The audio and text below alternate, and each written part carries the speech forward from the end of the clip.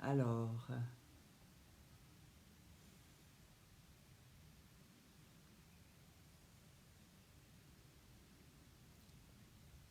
c'est bon. Donc, je peux y aller. Voilà. Bon, ben, ça y est. Je quitte mon coach et je dis bonjour à tout le monde. Alors, voilà. Tiens, je vais même faire mon propre numéro pour pas qu'on ait de coup de téléphone. Une petite seconde. Alors, voilà. Excusez-moi, je fais ça pour qu'on soit tout à fait tranquille. Comme vous voyez, j'ai un téléphone tout à fait moderne. Il ne veut pas, mais ça fait rien. Comme ça, c'est fait. Bon, ben bonjour, bonjour, chers amis et concitoyens confinés. Voilà, j'espère que vous allez bien, que vous prenez soin de vous, que vous respectez les fameux ordres barrières. Voilà, on vit vraiment un film de science-fiction, voilà, dans lequel on nous a mis malgré nous. Voilà, on n'a pas passé d'audition et malgré tout, on est dans le film. Donc, j'espère que vous êtes parfois en famille. Moi, ça me manque beaucoup, beaucoup, beaucoup. Beaucoup, je n'ai pas mes enfants avec moi, j'ai pas mes petites filles, donc ça me fait ça, ça me manque. Bon, hier j'ai tenté d'avoir une conversation avec une courgette. C'était pas terrible, franchement c'était pas terrible. Mais le jour où l'aubergine va me répondre, je me méfierai. Bon, gardons un peu d'humour, c'est salvateur. Voilà. Alors je me propose de vous lire un texte en fait qui était déjà préparé parce qu'il est destiné à être un spectacle musical que j'ai joué d'ailleurs quelque temps il y a une année, voilà, sur les chats de hasard. Une adaptation de mon livre Les chats de hasard qui a été mise en scène par Ninon Bretéché, accompagnée d'un musicien. Alors évidemment là j'ai pas le musicien, j'ai pas la lumière, j'ai pas la mise en scène, mais je vais quand même vous lire ce texte. Et vous dire d'ailleurs que je compte bien l'emmener en tournée une fois que nous serons libérés. J'adorerais jouer ce spectacle musical dans toute la France, en Suisse, en Belgique, enfin voilà. Alors voilà, je vais vous lire tout simplement ce texte. Les chats de hasard. J'ai pour tous les animaux un amour raisonnable. Mais je sais depuis toujours que je suis plutôt une personne à chat. J'ai cru remarquer d'ailleurs que rares sont les personnes qui sont tout à fait également à chien et à chat. Les deux groupes affirmant pareillement qu'on a des rapports beaucoup plus profonds, sincères, supérieurs avec l'un ou l'autre de ces animaux, suivant leurs préférences. Pour ma part, je ne crois pas que les chiens soient meilleurs que les chats, ou les chats plus intelligents que les chiens, non. Non, tout est question de sensibilité personnelle vis-à-vis des uns et des autres. Et mon amour pour eux est non seulement raisonnable, mais aussi prudent. Quand je pense qu'à l'intérieur des races et des genres, avec des tendances et des traits de caractère plus marqués chez les uns ou les autres, tout est question de qualité individuelle. En fait, je crois que ce qui est valable pour les gens l'est aussi pour les animaux.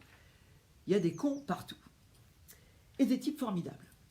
Peut-être la même proportion de lâches, de paresseux, de fourbes et de naïfs, de francs, de courageux et sincères, de ronchons, quelques-uns d'une grande intelligence, quelques rares authentiques salopards, une grosse majorité de braves gens, et parfois sans doute un être exceptionnel, un tout à coup, plus délicat, plus sensible, plus généreux que les autres, comme chez nous.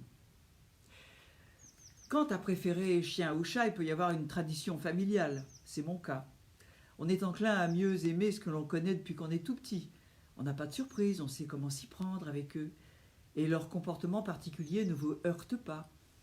Mais il peut y avoir une préférence aussi purement physique pour l'un ou l'autre. En ce qui me concerne, je ne veux pas être injuste avec les chiens, car je les connais peu. J'en ai rencontré de fort sympathiques. Mais j'ai jamais eu la tentation d'en adopter un, car je n'aime pas ce qu'on doit être avec eux. Et on ne peut pas faire autrement, sinon on est un mauvais maître.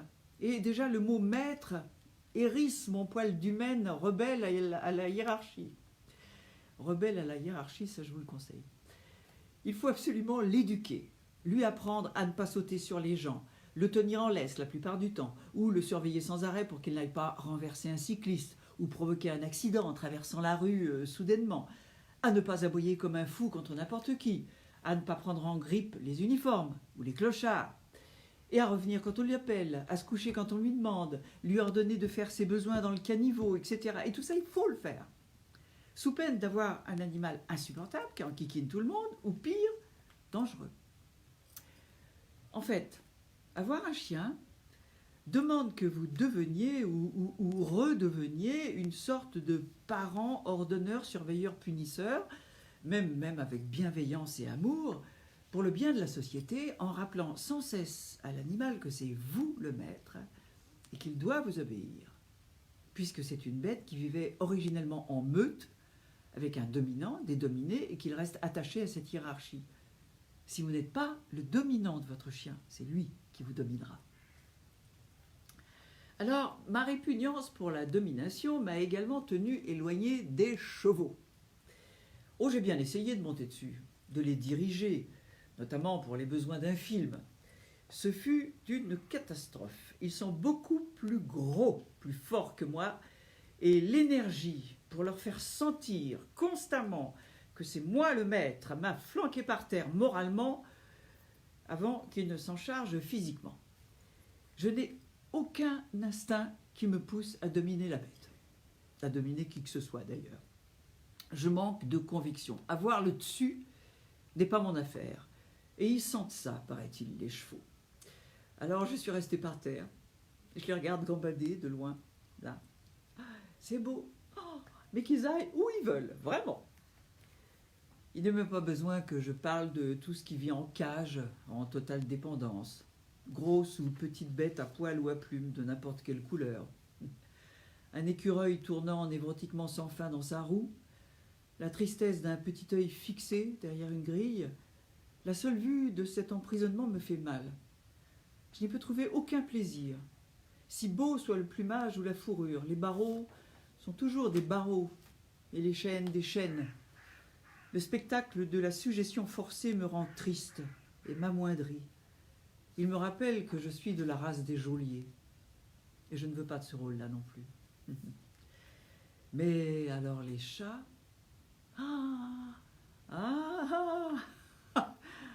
les chats. Les gens qui aiment les chats évitent les rapports de force. Ils répugnent à donner des ordres et craignent ceux qui élèvent la voix, qui osent faire des scandales. Ils rêvent d'un monde tranquille et doux où tous vivraient harmonieusement ensemble. Ils voudraient être ce qu'ils sont sans que personne ne leur reproche rien. Les gens qui aiment les chats sont habiles à fuir les conflits et se défendent fort mal quand on les agresse. Ils préfèrent se taire, quitte à paraître lâches. Ils ont tendance au repli sur soi, à la dévotion. Ils n'ont pas du tout peur du silence. Ils ne s'arrangent pas trop mal avec le temps qui passe. Leur songe intérieur estompe les repères, arrondit les angles des années. Les gens qui aiment les chats adorent cette indépendance qu'ils ont, car cela garantit leur propre liberté. Ils ne supportent pas les entraves, ni pour eux-mêmes, ni pour les autres. Ils ont cet orgueil de vouloir être choisis chaque jour par ceux qui les aiment, et qui pourraient partir librement, sans porte fermée, sans laisse, sans marchandage, sans contrat. Et rêvent bien sûr que l'amour aille de soi, sans effort, et qu'on ne les quitte jamais. Ils ne veulent pas obtenir les choses par force et voudraient que tout soit donné. Les gens qui aiment les chats avec infiniment de respect et de tendresse auraient envie d'être aimés de la même manière.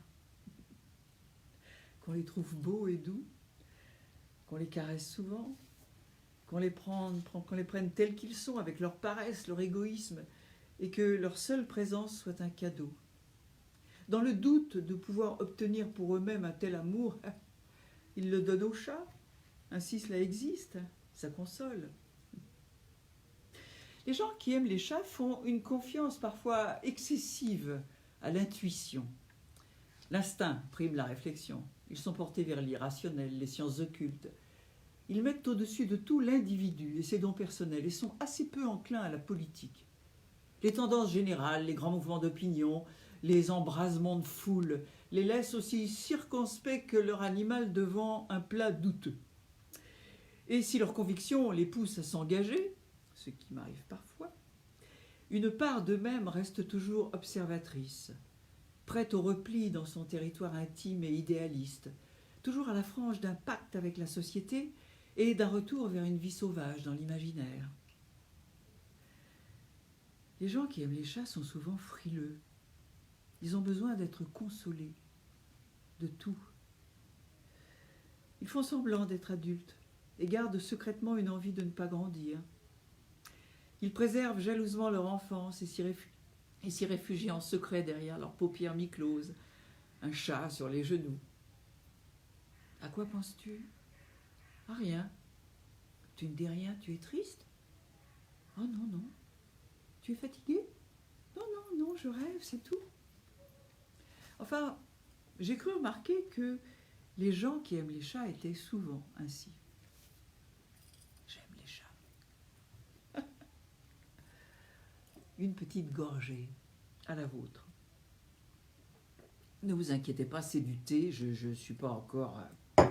Ça va peut-être venir, mais bon, pas pour le moment. Alors je poursuis.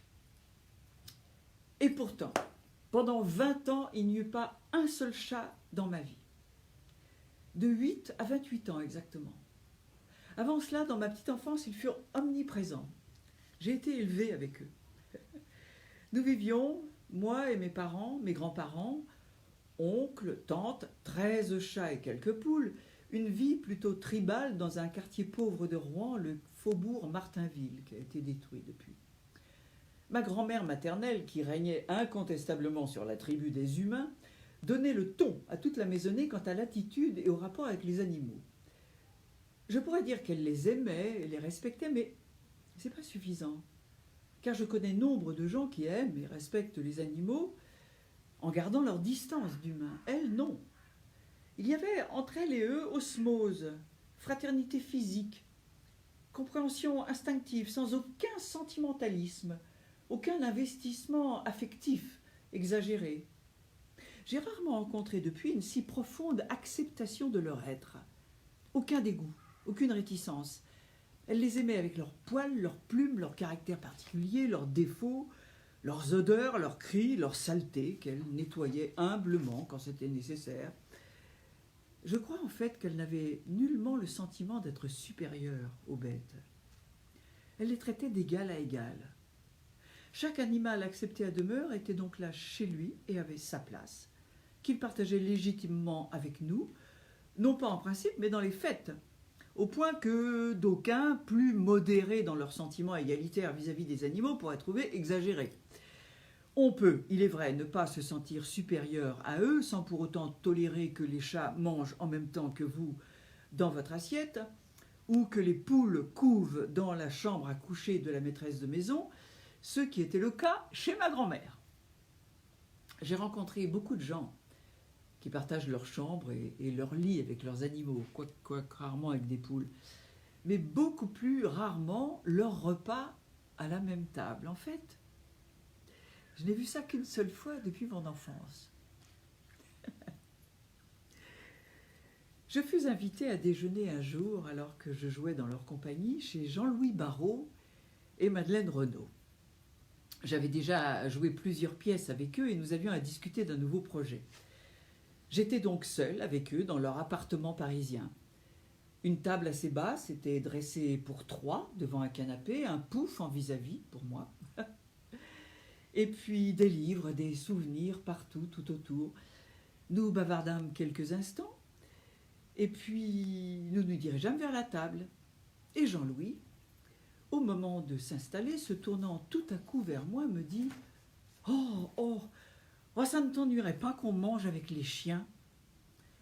Madeleine tenta une faible contestation. « Non, Jean-Louis, écoute, mais il ajouta « On a l'habitude, on partage tout. Eux et nous, c'est pareil, tu comprends ?» Je les assurais que ça ne me choquait ni ne me gênait, qu'ils n'avaient pas à changer leurs habitudes pour moi. Jean-Louis parut très soulagé, presque guilleret. Il s'en fit ouvrir une porte d'où jaillirent 2 chiens, un grand et un petit. Jean-Louis et Madeleine s'assirent tous les deux sur le canapé, moi en face. À ma gauche, le chien le plus petit prit place sur un siège qui lui permettait d'être à la hauteur de la nappe. Et l'énorme berger allemand s'assit par terre à ma droite et posa ses 2 pattes avant sur la table, très calmement, comme quelqu'un de bien élevé aurait posé ses avant-bras de chaque côté de son assiette. Pas un aboiement, pas une impatience. On aurait dit qu'ils écoutaient la conversation en attendant les bouchées que Jean-Louis et Madeleine leur donnaient tour à tour équitablement. J'étais en train, manifestement, de partager une tradition de déjeuner en commun parfaitement rodée. Et je suis certaine que notre déjeuner aurait été plus rapide, voire écourté, si j'avais manifesté une réticence à manger avec les chiens à table. Jean-Louis aurait été moins disponible, moins détendu, car il aurait mal supporté, chez lui, de priver ses chiens et de se priver lui-même d'une intimité très précieuse.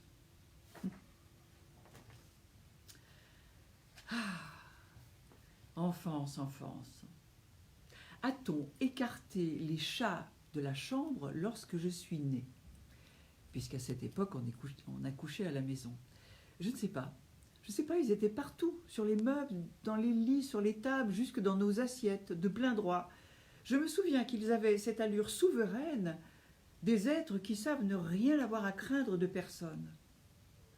Quel contraste entre les bêtes craintives du reste du quartier, les pattes toujours à demi pliées, le ventre à terre, la tête rentrée dans les épaules, et nos chats aux poses d'odalisque, au port de tête magnifiques. C'était pas seulement une question de nourriture ou de soins. Les nôtres étaient traités assez cavalièrement, nourris vaille que vaille avec peu, et n'avaient sans doute jamais vu un vétérinaire. Mais ils avaient le poil luisant, le bel œil tranquille, et l'abandon de qui vit en pleine confiance. Ils étaient acceptés, aimés, et le bonheur rend beau. La peur tue la beauté. La méfiance rend fuyant et agressif. Il en est de même pour les hommes, je crois. Ah, chat de mon enfance, petit peuple silencieux et doux, mes complices. J'étais la seule enfant dans cette tribu de grandes personnes affairées. Les adultes faisaient des choses d'adultes et l'enfant des choses d'enfant, à chaque âge son rôle et ses occupations. Alors, les chats et moi étions les seuls petits de cette maison, les seuls oisifs à traîner dans le jardin, sous les chaises, dans les coins. Je leur faisais la dînette, je les déguisais, leur déguisais, je leur racontais des histoires, je dormais avec eux, je les embêtais aussi. Nous étions pareils, eux et moi, à vivre tout simplement et à rêver, lovés les uns contre les autres. Là, il y a peut-être un passage que je vais sauter parce que je parle d'une chose. Comme il est étrange d'écrire un livre, effectivement, et comme quelquefois on se demande qu'il ne sert à rien de vouloir forcer les choses. On est là devant une page blanche et quelquefois on se dit alors pourquoi pas dormir, aller dormir, ça viendra peut-être. Et je cherchais à écrire ce livre-là, justement sur les chats. Je cherchais à savoir, effectivement, qu'est-ce que c'est que cette relation étrange qu'on a les uns les autres, voilà. Notamment, je disais, nombre de gens, j'en suis certaine, chérissent en secret le souvenir d'un chat ou d'un chien merveilleux et regrettent son absence autant, sinon plus, que celle de leur grand-mère, de leur parrain ou d'un oncle décédé. Ils n'osent guère le dire, bien sûr, et s'en font le reproche intérieurement. C'est tout de même qu'un animal. Est-ce que je suis un monstre? Alors, quelle est la nature de cette relation dont on parle finalement assez peu et qui peut avoir une qualité telle que vous la ressentez à l'égal d'une véritable amitié, d'un bel amour? Alors, c'est un de ces matins où, le dos appuyé à l'oreiller, je retardais le moment de poser le pied par terre, de m'engager dans la réalité d'une journée nouvelle, de reprendre l'écriture de mon livre, que les chats de ma grand-mère m'ont fait un cadeau merveilleux. Ils m'ont rendu le souvenir de ma maison d'enfance et aussi celui d'une partie de ce quartier qui fut détruit, le quartier Martinville. Cadeau extraordinaire, oui, aussi doux de cette résurrection soudaine d'une mémoire que je croyais morte. Depuis mon départ de cette maison, à 8 ans et demi, et la grande catastrophe familiale, la mort de mes parents, tous mes souvenirs d'avant s'étaient éteints. Une occultation salvatrice, sans doute, pour qui a à survivre après un tel choc. J'avais scruté les photos de mon père photographe, mais aucune, malheureusement, de cette maison d'enfance, ni de mon quartier, en espérant ardemment, presque désespérément, que je pourrais récupérer une partie de ma mémoire, donc de mon enfance perdue.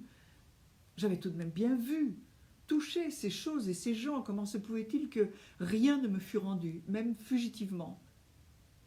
Et soudain, ce matin-là, comme un rêve éveillé, m'est apparue l'image d'un chat au coin d'un porche, tout pelé, une tache sur l'œil. Il a détalé à l'intérieur d'une cour, le ventre à terre. Ah, puis j'en ai vu un autre, maigre, noir, un peu plus tranquille, sur un des ponts qui enjambait le canal du Robec. Cet égout à ciel ouvert qui traversait le quartier et qui passait juste devant notre maison. Immobile dans mon lit, je m'aperçus que je voyais aussi les pavés sous le porche.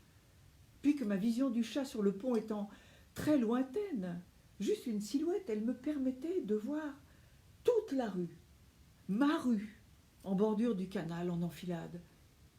Et j'ai suivi la rue qui faisait un angle, puis un autre. J'ai continué à en penser un peu plus loin. Et toujours immobile, assise dans mon lit, sans hâte et sans crainte, je suis revenue mentalement sur mes pas, notant quelques détails des rues au passage, pour aller vers ma maison oubliée. Toute la fin du parcours fut sautée, car intervint brusquement l'image d'un chat sur un mur. Un de ceux qui venaient le soir visiter notre jardin et nos chats à demeure. Ah, du coup, j'ai vu du lierre sur le mur, puis une petite porte dans un renfoncement que j'ai reconnu tout au fond du jardin. Mais oui, c'était comme ça. Tout. J'ai tout retrouvé. Pendant environ 1 heure, j'étais dans cette maison oubliée comme au cinéma. Juste un descriptif des lieux guidé par les chats. Comme s'il m'avait été donné de visiter le vaisseau fantôme de mon enfance. Regorgé.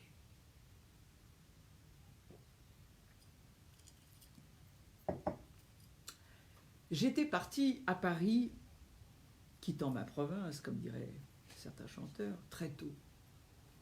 À 17 ans, j'avais une vie de jeune fille indépendante, puis de comédienne très libre. Je travaillais, je voyageais, je sortais beaucoup, je vivais en meublé, je n'avais rien à moi. Aucune attache amoureuse ou autre. Alors quelle qualité de vie aurais-je pu offrir à un animal ? Toujours par monts et par vaux, en tournée théâtrale, en festival, dormant ici ou là, et ne tolérant aucune entrave à ma liberté. Mais aussi, une résistance plus floue, encore indéfinie, me retenait. Prendre un animal, et un chat particulièrement, eût été dangereux pour mon équilibre de funambule au-dessus de l'oubli. Un rappel trop puissant d'une enfance blessée, et une tentation trop grande d'affaiblir ma tension constante vers l'action et l'ailleurs. Mettre au milieu de ma vie solitaire d'allure la douceur et le silence d'un chat, rester en tête-à-tête avec lui. Je ne connais rien de comparable au silence pensif des chats. Il porte au retour sur soi, à la vie intérieure. Il emplit l'atmosphère d'une qualité très particulière. Pour peu qu'on veuille bien s'arrêter un moment pour être à l'unisson avec lui, ce silence est contagieux. On le voit, lui, le chat, réveillé et ailleurs, son beau regard fixé devant lui. On s'assoit là, la main posée sur son dos, le temps soudain suspendu.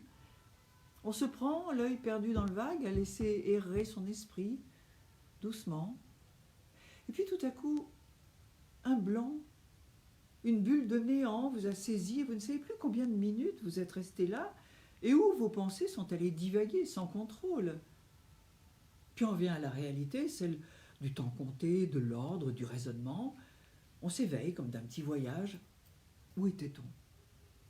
On ne saura pas dans quelle part de soi informulé, inconnu, le rêve du chat vous a entraîné.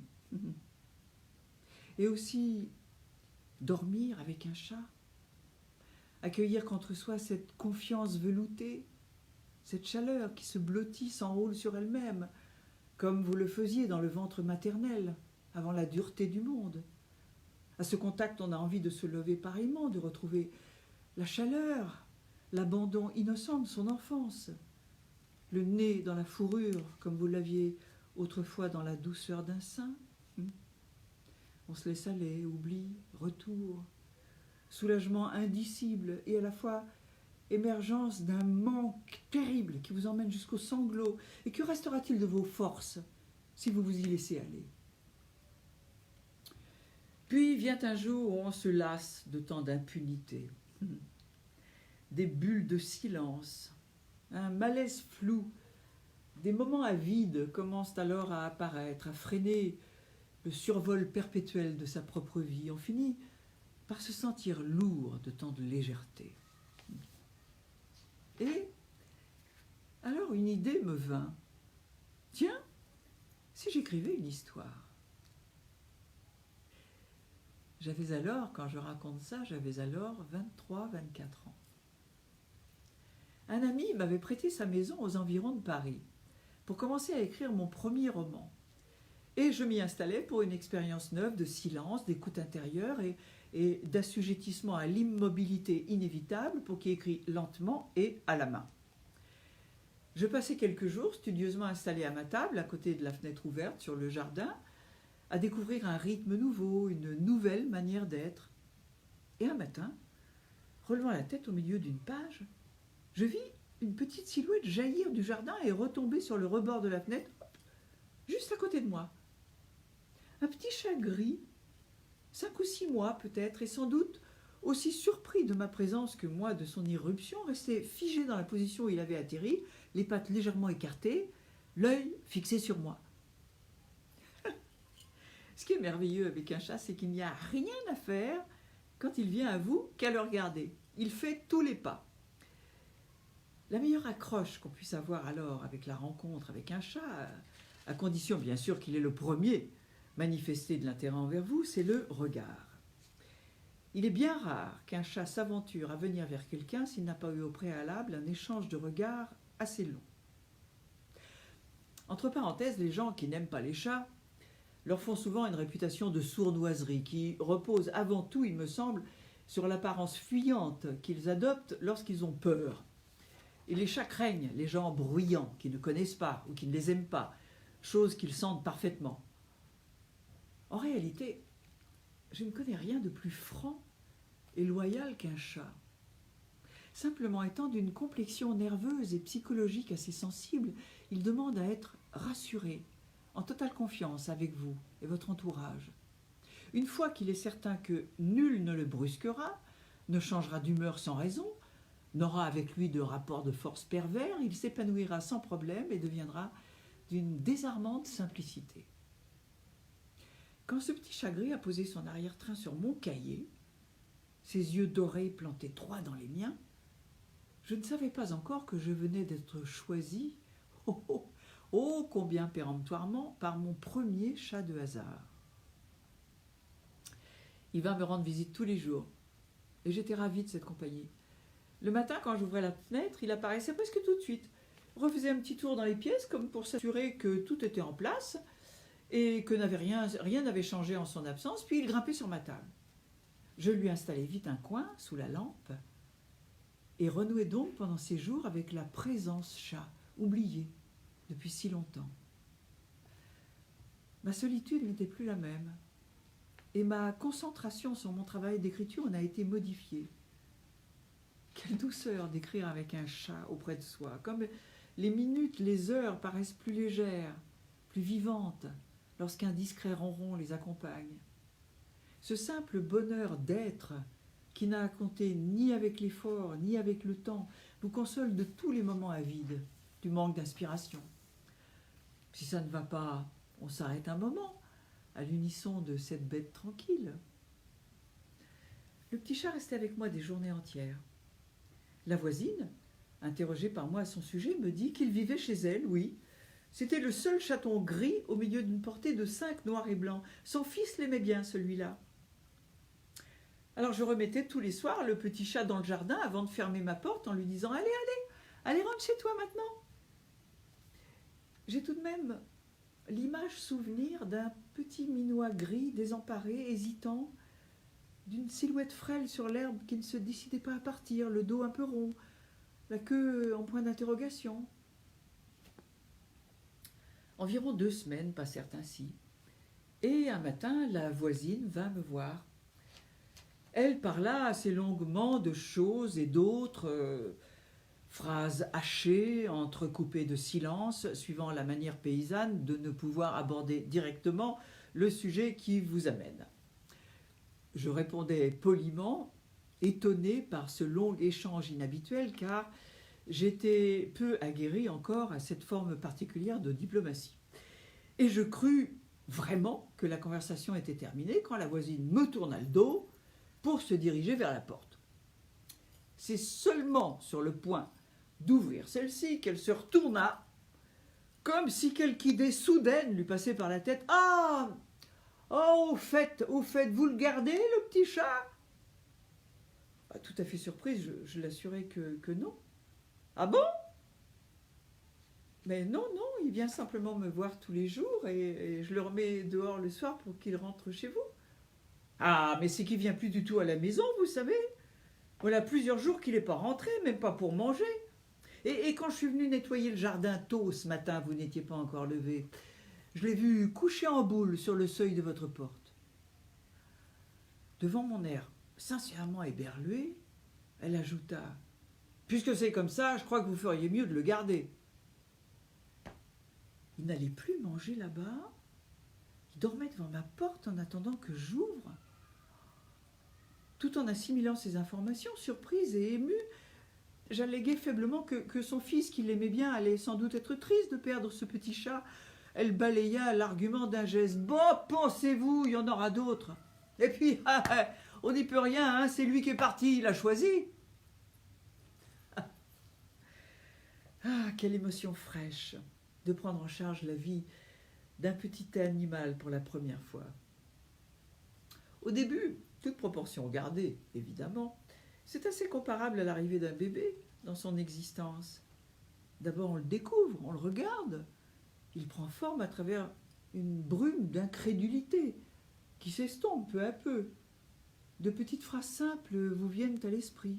« Te voilà, toi. C'est donc toi qui vas vivre avec moi maintenant. » Maintenant, je sais que beaucoup de choses sont arrivées et arrivent encore ainsi dans ma vie. Je ne m'en étonne pas moins, mais à présent, je reconnais plus vite ce doigt si précis d'un hasard qui n'en est pas un, qui ne peut pas en être un, pour répéter si fidèlement ce phénomène. Comment l'appeler ? Fatalité, destin, prédestination, chance, et qui signale ou place dans ma vie un être, un projet tout à coup évident. Celui-là, il est pour toi, c'est le moment. Je sais que parler de destin parce qu'un malheureux chat s'est imposé à vous comme compagnon peut paraître dérisoire, voire ridicule. Ce n'est ni un mari, ni un enfant. Hein. Des chats, il y en a à tous les coins de rue à adopter, mais qui rendra précieux et significatif ce qui nous arrive, si ce n'est nous-mêmes ? J'étais arrivée seule dans cette petite maison qu'on m'avait prêtée pour écrire. Je repartais à 2, ça change tout. Un petit animal gris, mine de rien, sans que je me méfie, était entré dans ma solitude. Il allait le premier ouvrir une brèche dans ma force, commencer à me marcher sur le cœur avec ses pattes de velours.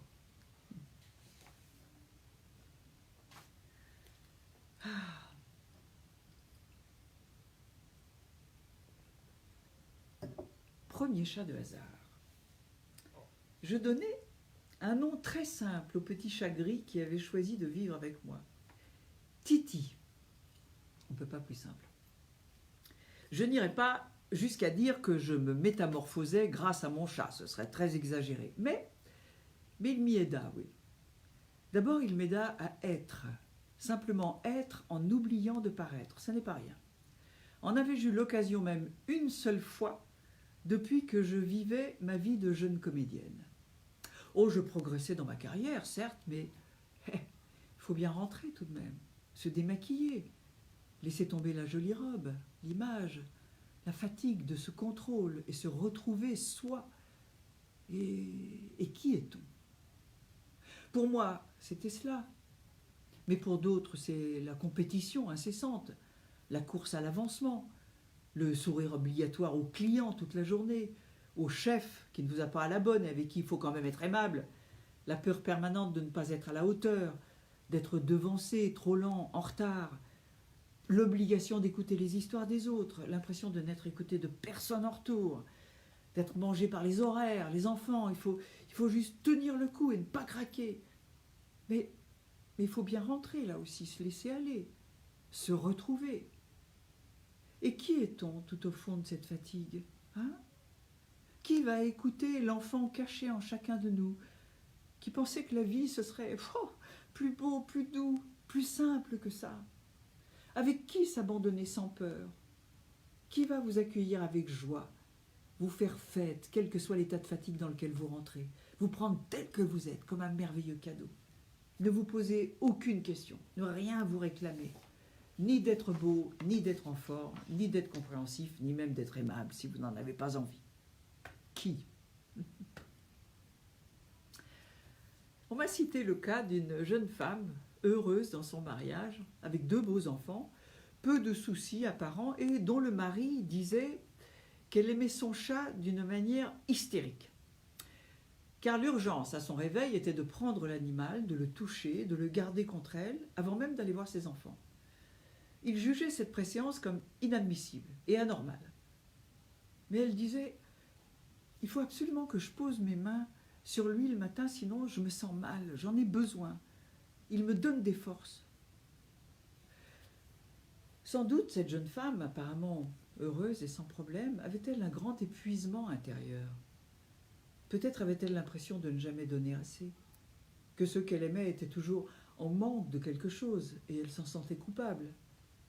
Peut-être avait-elle besoin d'affection gratuite, de confiance inconditionnelle, reposante, sans qu'on ne lui réclame rien. Et peut-être aussi en posant les mains sur l'animal le matin, le faisait-elle en secret dépositaire de son besoin de douceur, de paix, de sa paresse, et que le serrant contre elle, elle lui confiait tout cela si précieux pour elle.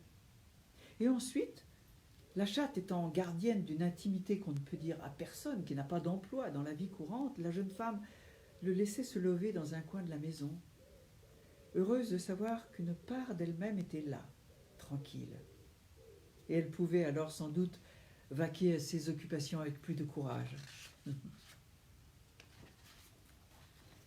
Tout ce qui fait la vie et la fatigue de cette jeune femme, je suppose, je ne la connais pas, mais ce qu'elle ressent, ce qui se passe quand elle prend un chat contre elle le matin, je le sais.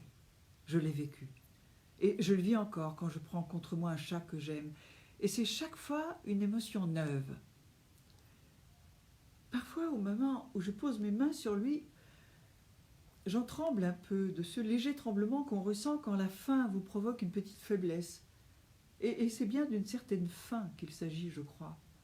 On doit avoir l'air tout à fait hébété quand on laisse monter en soi la sensation de douceur, de chaleur, et son besoin d'affection à lui, l'animal. Puis, quand il vient se blottir contre la poitrine, ce petit décrochement au niveau du plexus, parfois un véritable déclic très doux, suivi d'un léger étouffement, et tout de suite après, un gros soupir. Un espace intérieur différent s'est dégagé. On laisse faire, on ferme les yeux, et parfois, le ronronnement du chat, sa vibration passant directement de sa poitrine à la vôtre, accentue encore cette impression que quelque chose se dénoue, se détend et s'ouvre. Puis ça se stabilise. On respire vraiment différemment à l'unisson du chat, et le corps et l'esprit s'en trouvent apaisés, réconfortés. Je ne sais pas vraiment définir cet espace intérieur, sorte de 3e poumon intime. Et c'est sans doute pour tenter de comprendre ce qu'il est que j'ai eu envie d'écrire ce livre. Mais il existe, précis, précieux et indépendant de toute autre affection. C'est vraiment autre chose. Alors bien sûr, on peut se passer d'un animal. C'est pas vraiment indispensable pour vivre. Mais c'est plus difficile quand on a éprouvé la richesse de cette silencieuse communion. Quand on a pris conscience de cet espace particulier en soi, qu'on a découvert que l'animal pouvait en être la clé, le compagnon, on ne peut plus l'ignorer quand on a reconnu aussi qu'il était sans doute une des meilleures parts de soi-même. Il y a en France actuellement, je crois, dans les foyers, près de 13 millions de chats et 8 millions de chiens. Ça ne m'étonne pas. Et je suis certaine qu'avec le stress grandissant que nous subissons, ce chiffre n'est pas près de décroître. Je fais une toute petite parenthèse, j'espère que la SPA sera autorisée à reprendre les adoptions. Car j'ai ouï dire qu'il y a beaucoup d'abandons en cette période, un peu imbécile évidemment, des abandons tout à fait stupides. Je crois, écoutez, j'ai très envie de me moucher, je vais me moucher avec mon écharpe, parce que comme ça va me rappeler mon enfance. Ça m'évitera de sortir. Bon, rions.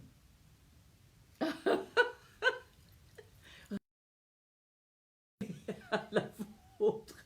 Je vous assure que c'est du thé, hein.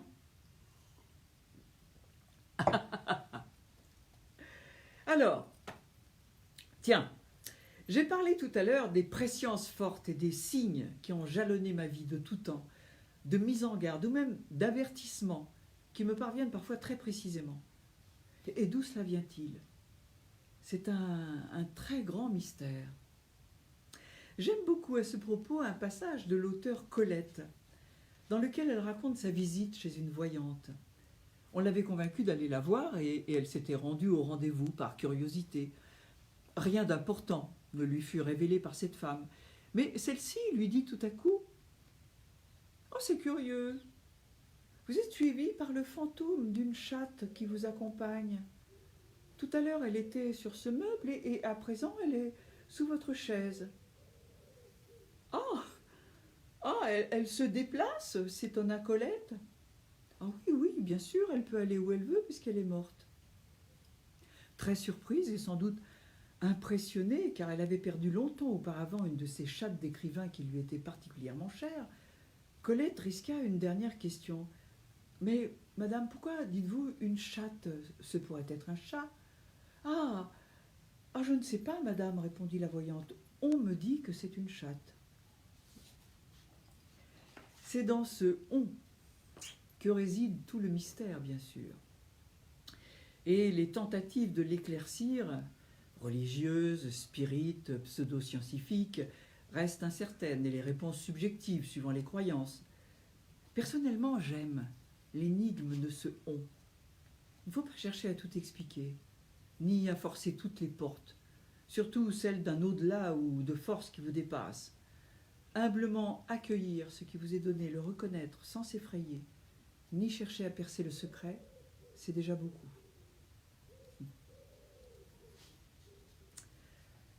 Alors, je poursuis cette sorte de biographie. Je risque d'être un peu émue. Il y a des passages qui m'émeuvent beaucoup. Et c'est vrai qu'ils me reviennent comme ça. Souvent, je fais une petite parenthèse, les gens, quand on a écrit, comme c'est mon cas, des biographies assez très personnelles, comme Le Voile Noir, comme ce livre-là, comme même les photos d'Annie dernièrement, comme Le Rêve de ma mère. C'est des biographies sous un angle précis, où on raconte des choses vraiment très sensibles. Les gens ont l'impression que parce qu'on l'a écrit, parce que c'est dans les pages d'un livre, c'est affaire réglée, affaire classée, objectivée, il n'y a plus aucun problème. Et c'est assez terrible parce qu'en fait, lorsque je relis ça, peut-être le fait d'avoir décrit ces choses intimes avec les mots justes, ils me reviennent en pleine poire comme un boomerang et je me choque moi-même, quoi. À être émue, ça me revient en pleine face, voilà. Voilà, c'était une petite aparté. Alors, je continue donc. Les années passant, après, avec mon chat de hasard premier, j'avais rencontré un compagnon, Bernard, donc vous le savez sans doute. Et notre vie de couple étant stable, nous avons décidé d'avoir un enfant. C'est à peu près à cette époque que mon chat s'est mis à boiter. Je constatais qu'il avait une petite boule à la hauteur du coude, à sa patte avant droite, puis il commença à se plaindre, à gémir. Le vétérinaire consulté, je sus très vite que c'était une tumeur. J'avais à peine commencé avec cet enfant qui grandissait en moi à évoquer ma propre enfance, dont j'avais si peu de souvenirs, d'aucun visage humain en tout cas. La seule évidente douceur que je gardais en mémoire était celle des chats de ma grand-mère, qui avaient accompagné mes premières années. Donc je vais encore m'avoir là. J'avais donc très envie de transmettre cette tendresse de chat à mon futur bébé, je m'en réjouissais à l'avance. J'aimais Titi, il était témoin de ma mutation vers l'âge adulte, qu'il soit là pour accueillir cet enfant, ce futur enfant mystère, mon fils, m'était une douceur rassurante, puisque dans cet inconnu qui m'attendait, cette complicité enfant-animal était mon seul repère, ma seule mémoire. Quel bonheur de voir ces deux innocences réunies, celle qui m'avait accompagnée jusque-là et celle qui arrivait. Cela ne fut pas car Titi, mon si beau, mon si bon chat de hasard, mourut quelques mois avant la naissance de mon fils. Voilà, ça y est, je me suis lue. Fallait-il toujours perdre avant que de donner? Grande question.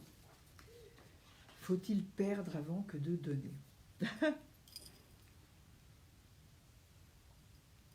Je savais que je serais élue. C'est comme ça. On a encore du temps? Oh mon Dieu, il est déjà... voilà. Alors je vais quand même raconter peut-être la rencontre de mon deuxième chat de hasard. Alors les jours, les mois ont passé, les années, quelques années. Aucune patte de velours s'était posée sur la joue de mon fils. Puis un deuxième enfant s'annonça, ma fille Sarah. Et j'en fus très heureuse. Je passais le plus de temps possible à la campagne et à mon 8e mois, je traînais encore dans les fleurs et sur l'herbe un ventre énorme. Le 14 juillet de cette année-là, il faisait un temps radieux et nous projetâmes d'aller pique-niquer en famille au bord d'un petit ruisseau qui traversait un pré ombragé.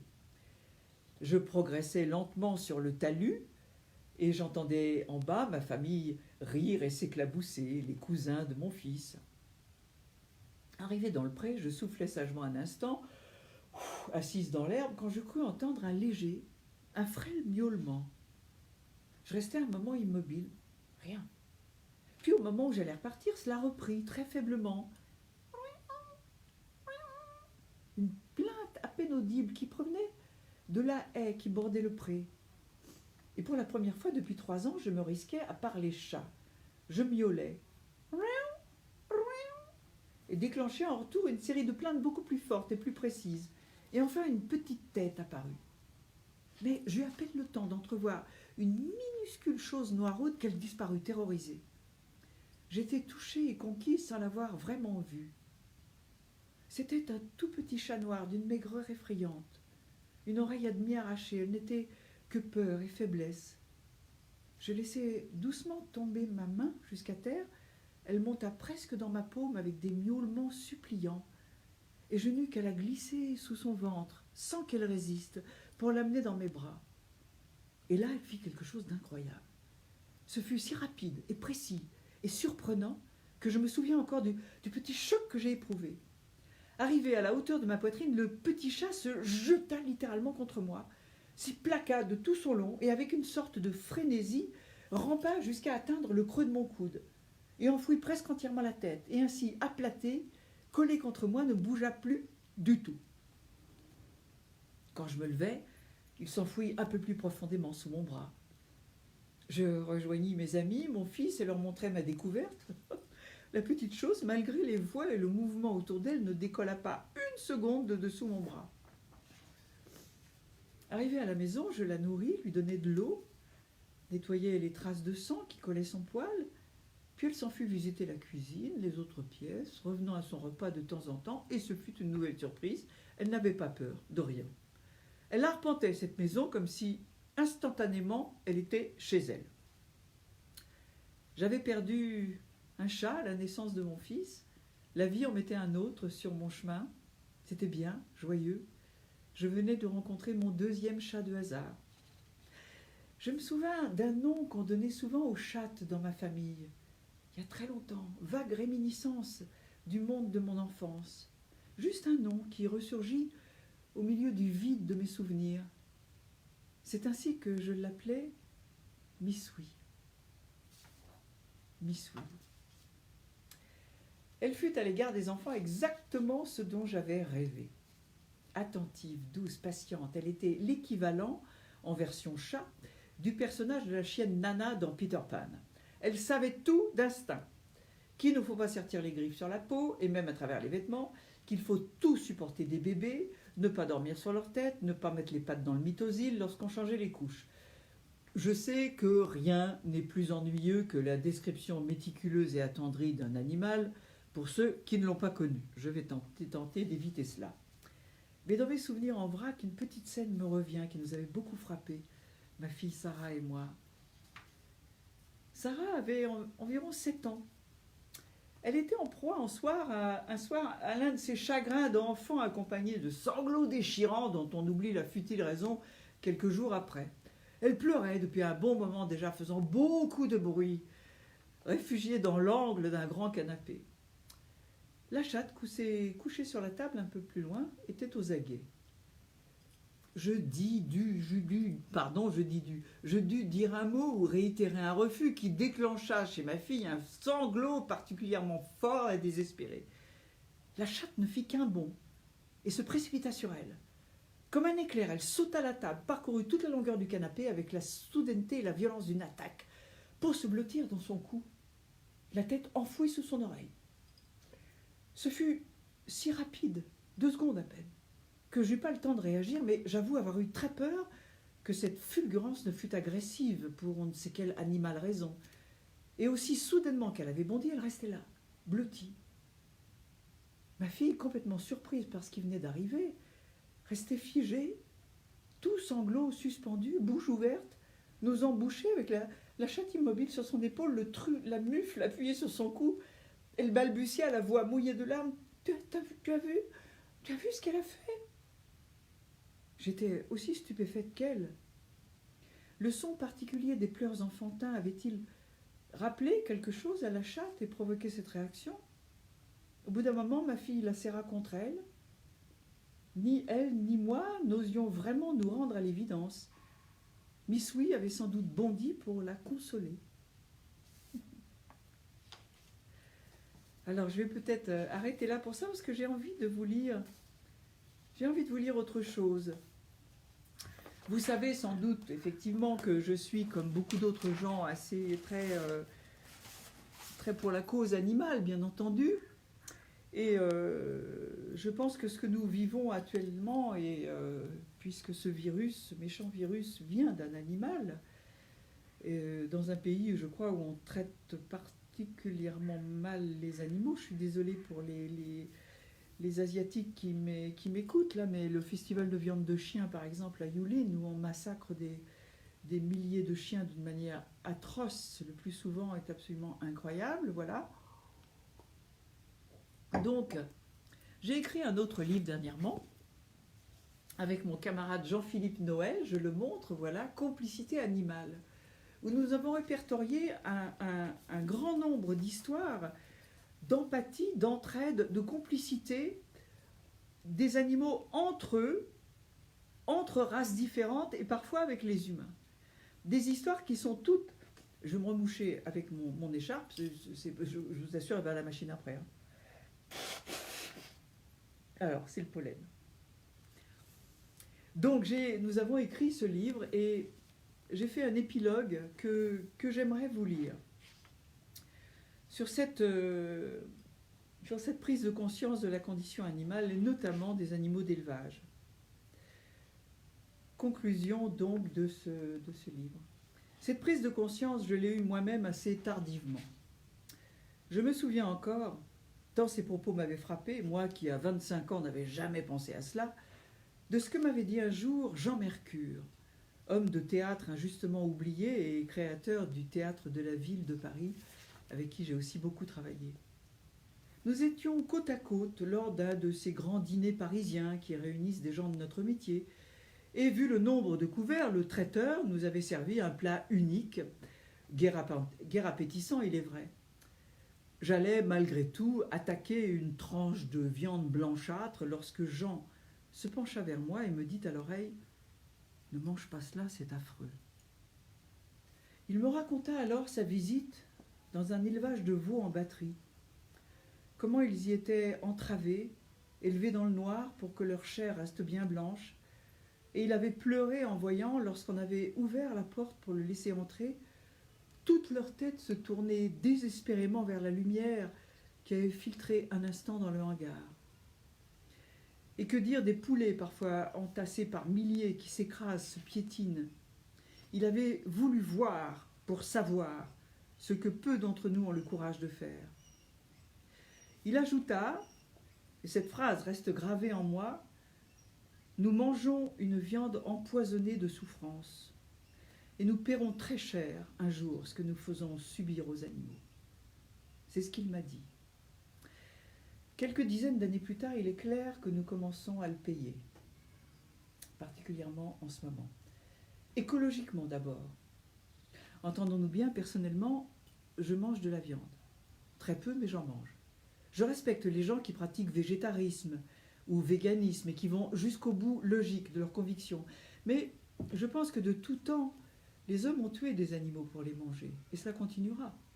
Mais nous devons le faire avec mesure, alors que notre consommation avec l'industrialisation mondiale des élevages est devenue démente. Et surtout, veiller à ce que les animaux soient élevés dans les conditions meilleures et les plus proches possibles de leurs besoins naturels. Puis tuer ensuite avec respect, sans qu'ils soient traités comme de la viande avant d'être morts. Pour cela, il faudrait que ces êtres sensibles ne soient pas considérés pour le profit comme une matière première. Ma meilleure amie en Creuse est éleveur de bovins, et je sais comme elle respecte ses bêtes, comme elles sont bien traitées, et comme ce sujet lui est sensible, elle qui connaît toutes ses vaches par leur nom. Serait-ce trop demander de revenir à cet élevage-là, qui rend aussi les éleveurs plus heureux? De manger seulement 1 ou 2 fois par semaine une viande qui ne soit pas empoisonnée de souffrance, en se renseignant sur sa provenance, d'exiger de nos dirigeants qu'ils cessent d'autoriser les longs transports monstrueux d'animaux vivants, les importations de viande depuis le bout du monde, l'abomination de l'élevage en cage. Est-ce bien raisonnable, vu les urgences écologiques, que plus de la moitié des terres cultivables soient Alors, je reprends. Est-ce bien raisonnable, vu les urgences écologiques, que plus de la moitié des terres cultivables soient consacrées à la nourriture des animaux d'élevage? C'est vrai. Ainsi qu'une grande partie de l'eau douce n'est disponible pour les abreuver, alors que la pénurie de celle-ci est d'ores et déjà annoncée. Que les engrais employés pour cette agriculture et les déjections des bêtes causent une bonne partie de la pollution mondiale.